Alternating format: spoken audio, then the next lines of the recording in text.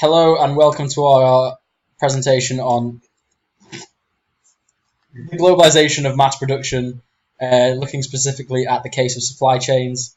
This is brought to you today by me, Joshua Burns. Me, Jacob Farley. And me, Ring. So getting started, we're going to talk about the definition of globalization. And that can be found in Rodden and Studden's Globalization is a process that encompasses the causes, course and consequences of transnational and transcultural integration of human and non-human activities. So essentially what that means is that the globalization of supply chains means that goods are produced in one part of the globe and they can be transported across the country. That is looking specifically at the supply chains and not looking at globalization. But the theory that we're going to be looking at today is world systems theory, which has its roots in dependency theory, and is in opposition to neoliberalism and modernization theory.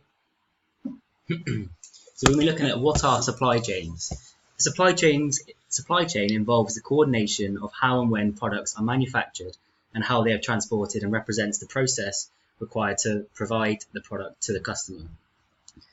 The supply chains are integral to business success and customer satisfaction. We're currently in an era of fast fashion and immediate gratification, and to maintain a good supply chain, it is pivotal. To maintain a high customer service, it is pivotal and it hinges on an efficient supply chain. We are looking at Chow and Heaver's definition of supply chains, which suggests that the group of manufacturers, suppliers, distributors, retailers and transportation, information and other logistics management service providers that are engaged in providing goods to consumers. A supply chain comprises both the external and internal associates for the corporate. We're also looking at the example of Apple and its supply chain. Apple has been very renowned for its success and considered an industry leader due to the speed operations can be scaled to fit customer demands, as it is incredibly complex and far-reaching. However, it's come under a lot of criticism for the way that its supply chain has worked, for its exploitative nature, regarding the treatment of its labour force or the environmental repercussions. Apple and one of its main suppliers, Foxconn, have been under the spotlight since 2006, when accusations arose of poor treatment of its workers in China, including unsafe and unsuitable working conditions, long hours and low pay. Despite this, Apple and Foxconn's marketing capabilities means that these exploitative practices are set to continue, perhaps indefinitely, in the absence of stricter regulation on global and local scale. The iPhone supply chain is very broad and consists across many continents. Through the globalization of supply chains, Apple are able to produce their iPhones worldwide. The competitive advantages to using this type of supply chain is that each activity is carried out in the location which offers the best conditions for that process. Each year, Apple publishes a broad list of suppliers, but due to the vast number of suppliers and the complexity of the supply chain web, it is hard to trace the origin of all components. This ambiguity has been influenced by a vast global production line and has led to criticism for the challenge posed by conflict minerals such as the coltan mines in Congo, which we'll look at later. So essentially we're going to be looking at this subject through the lens of world systems theory, as we touched upon at the start. And it's essentially just a conflict theory, which is similar to Marxism, similar to dependency theory in classic international relations, and it is essentially just the conflict theory. The protagonist of this theory was Immanuel Wallerstein, whose first contribution was in 1974, and that's his paper on the screen there. Wallerstein's quotes are often very conflictual. So the world for him is made up of conflicting forces which hold it together by tension, tear it apart as one group seeks to eternally remold it to its advantage. That's remolding the system. That's what he's talking about there. And then he talks about the territorial division of labour and about how goods are exchanged for materials and opportunities. However, the core take-home points from this theory is that the core and semi-periphery nations exploit the periphery nations. The semi-periphery nations also get exploited by the core nations. This is done through the engines, really, of trade, aid and debt. And then structural constraints kind of reproduce this, such as the education system. And then he does much like many Marxist theories, claim that there is a global class struggle um, that is basically with the rather than being micro perspective, it's macro. So the world acts as the agent. Yeah, and then so if we try to apply this theory to the uses of supply chains, we can first of all start by looking at the other protagonists of the theory, Andre Gunder Frank. And then he talks a little bit about kind of just expands on world systems theory through Wallerstein. But if we look at supply chains in general, it does show that states compete with each other as each other tries to underbid the others in lowering taxes, spending regulation, so as to make itself more attractive to outside financial interest. And then with what we were talking about earlier with the Apple supply chain, you can see that countries undercut each other in order to get like almost like a race to the bottom, as Shram said. Because companies have no allegiance to a certain workforce, they'll move to the next profit optimizing source of labor/material. This is seen in free towns in Jamaica. There's a really great documentary called Life and Debt, which you should probably look at. Just paraphrasing there, where businesses operated inside zones which had no tax in places such as Kingston and Jamaica, and it reinforces the general world system theory that that the poorer nations are really just struggling to gain financial interest, leading to more and more undercutting. And then, as Bergeson says at the bottom there, even though there could be multiple outcomes from this world trade system and the supply chain system, it does seem like there's only ever one, and that's with the people who do the manufacturing of the goods and the people who source the raw materials normally get a poor deal in terms of the cut. This can be seen in the case of studying coltan. Coltan is a really rich mineral, and it's used in the miniaturization of Samsung phones, Apple phones, medical equipment, and then it's like a microscopic way of looking at international relations too, because normally most theories look at international relations and how each country benefits, but this is looking at how each person is exploited rather. Coltan's only produced in a few countries, especially African countries, which are known to be very, very corrupt, very, very deregulated, and all of the coltan that you can see in a lot of places are hand mined and has blurred lines of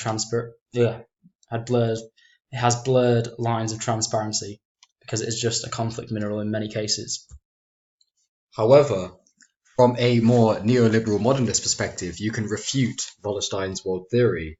For example, Koldakol, who's an economics lecturer from the Warsaw School of Economics, who aided in Poland's entry into the European Union, he stated that a liberalization that releases spontaneous market forces should be matched by an effort to establish sound financial fundamentals, develop infrastructure, secure investments in human capital, and introduce necessary structural reforms. To paraphrase, he's essentially saying that it's an unfortunate consequence of globalization and world theory that a lot of periphery nations are exploited. However, he essentially states that without that investment happening anyway, there wouldn't be any source of income or any opportunity for a better future. So it's essentially the better devil that you know. Furthermore, Peter Singer, who is a moral philosopher from the University of Melbourne, he continues to say, in absolute terms, they may eat better, have safer water and greater access to education and healthcare, and so on.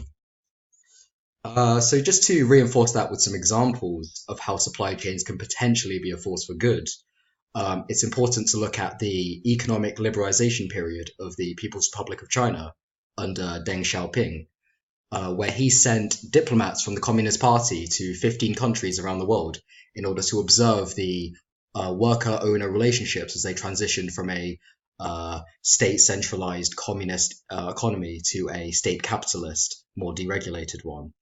And reports back, as you can see by the quote on the screen, say, in a little over 1 month of inspection, our eyes were opened. Everything we saw and heard startled every one of us. We were enormously stimulated. We thought capitalist countries were backward and decadent. So essentially, it's just showing how any sort of investment can be a force for good, regardless of some of the impacts that can possibly happen. Furthermore, you can see this nowadays in Southeast Asian nations. So the Association of Southeast Asian Nations, also known as ASEAN, oversee and facilitate economic expansion across the area. So for countries such as Indonesia or Thailand or Burma, they're part of this trading bloc and this trading community that essentially is trying to spread out and divide economic prosperity between these developing nations.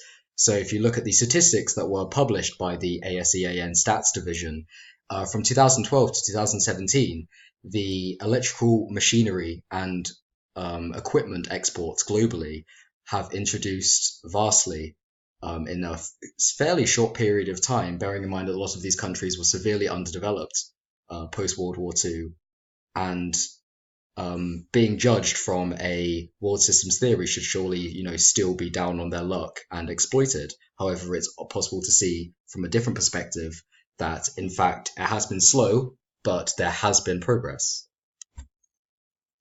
So if we start looking at our conclusions now and what we've talked about, the points against supply chains, you can see that you never really know where each component is sourced from because they are so long now. Supply chains used to be very, very small and they were all assembled in one country, but now it's so much cheaper to go and get your parts elsewhere, essentially. So you never really know where elements are coming from. It can be exploitative, like in the element of coltan that we looked at. And in favor of supply chains, you can look at the spillover effect. So as economic productivity raises, so do real wages. Therefore, you can see a quality of life improvement for many people. So, for example, mental health issues often decline, life expectancy rises, and infant mortality is reduced. Likewise, you can often see a rapid, vast number of investments made by foreign companies and investors become far more common as the economy becomes more attractive, as it's a hotbed for investment and future prosperity. However, despite all of this debate, it is important to note that with world systems theory having its roots in dependency theory did lose the ideological race when Marxism lost the ideological race to capitalism. So essentially what this means for the theoretical discussion is that supply chains are now the norm, even though through looking at them through like a micro-political perspective, you understand that people get exploited and you understand that you never really know where a product comes from. But overall, it is a debate that no longer needs to be talked about because the theoretical foundations are flawed from both sides.